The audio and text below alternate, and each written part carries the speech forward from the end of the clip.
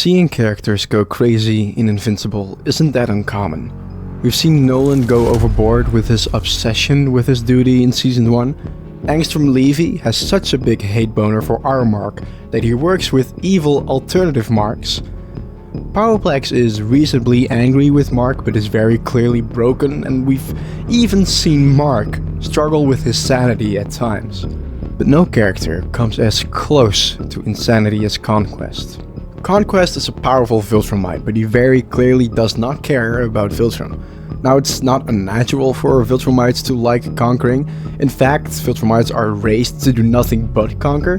But for Conquest, it's not just about conquering. Ironically enough, he doesn't care about taking a planet for his own. He just wants to have fun, and this is what sets Conquest apart from all the other Viltrumites. He doesn't care about his duties, he doesn't care about his empire, and he does not care about his kind. In the final episode of Season 3, we get all information on Conquest that we need to fully understand his character. With an immense amount of talent from the writers and an insane amount of work from the animators, characters like Powerplex and Conquest were forged. They didn't need build-up, they didn't need a lengthy introduction, they just needed 1 or 2 appearances that put it all on the table. Now I want to go over Conquest traits, but first I want to ask you something. If you could send this video to a fellow Invincible fan and maybe even subscribe, I could put more time into videos like this. I would really appreciate it. Having that said, stand ready for his arrival, worms.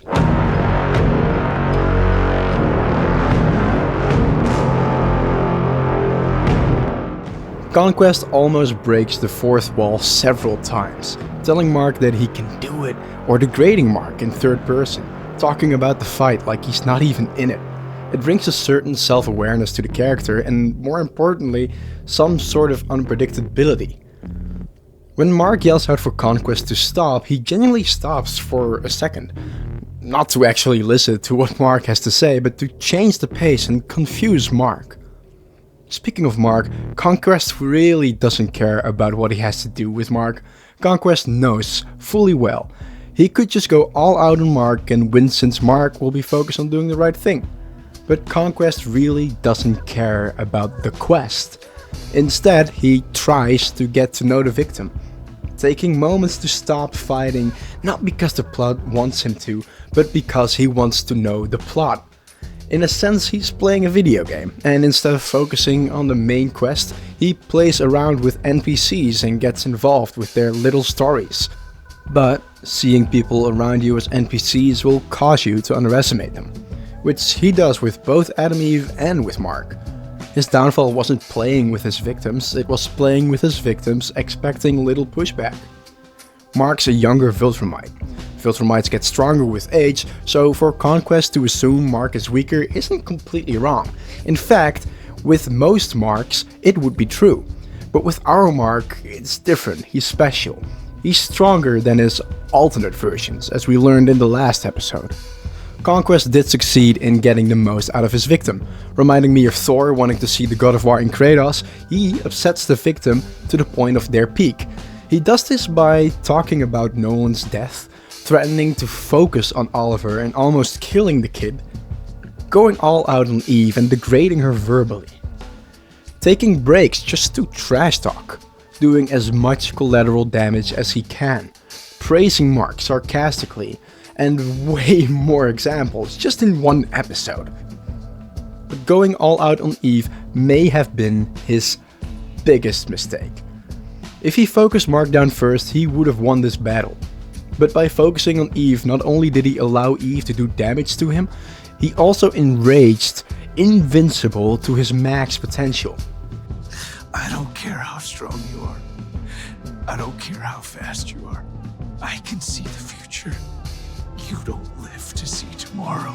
I'm not saying Mark was weak in his neutral state, but for Conquest's mad style of fighting, Mark would either need to fight savagely back, get enough help from other strong fighters, or truly be...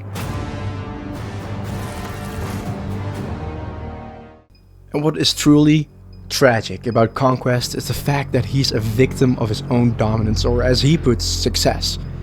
Even though he does the job better than almost any Viltrumite, he is still judged and feared. People calling him unstable, leaving him alone. Conquest has nothing but the playgrounds that the Viltrum Empire hands him. And even when they do, they usually do it with restrictions. But not this time. I still believe this lonely Viltrumite could have easily ended the show. But it's his brilliantly written instability that stopped him from doing so. And the Invincible show is all the better for it. I loved Season 3, more than I loved Season 2. And I am still so excited about the future of this amazing show. And for the many people criticizing this show for bad animation, please wake up.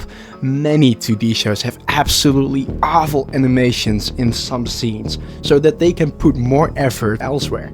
As long as the story is good, the music choice excellent, the performances inspiring, and the designs as amazing as they are, those few PNG scenes really don't matter. I love this show, and if you do as well, I'd love to hear your opinion. Let me know in the comments, tell me about your favorite character, and remember to like and subscribe. Anyway, love ya, see ya.